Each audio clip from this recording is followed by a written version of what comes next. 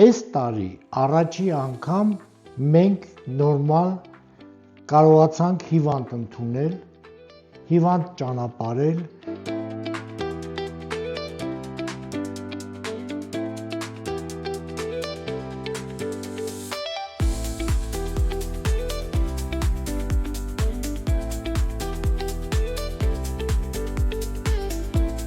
Անցյալ տարի Մարսպետանի միջնորդությամբ դուք եկաք իմ մոտ։ ՄԱԿ-ի զարգացման ծրագիրը եւ Ճապոնիայի կառավարության միջոցներով սարքվեց այս հարմարությունը, որովհետեւ խոնավությունը շատ բարձր էր, գործիքները փչանում էին։ Ամեն ինչը բոլորը նկատել, կոյուղի չունեինք։ Կոյուղին խայտառակ վիճակում էր, սանհանգույցը խայտառակ վիճակում էր,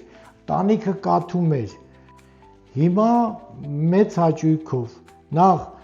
ընդմիջմանը վազում էինք տուն, որ մի կտոր հաց ուտենք, այսօր ոչ մեկ տուն չի գնում։ Այսինքն սպասարկման որակն էլ է բարձրանում ավտոմատ, որովհետև ժամանակ չենք կորցնում սննդի ընդունման կամ հանգստի համար, որովհետև ունենք եւ հանգստի սենյակ եւ խոհանոց։ Արևային պանելները այսօր չեք պատկերացնի, բայց մենք ամբողջ ձմեռ ամեն ամիս տնտեսել ենք 30,000 դրամ։ Դա մեր ամբուլատորիայի համար ահռելի գումար էր։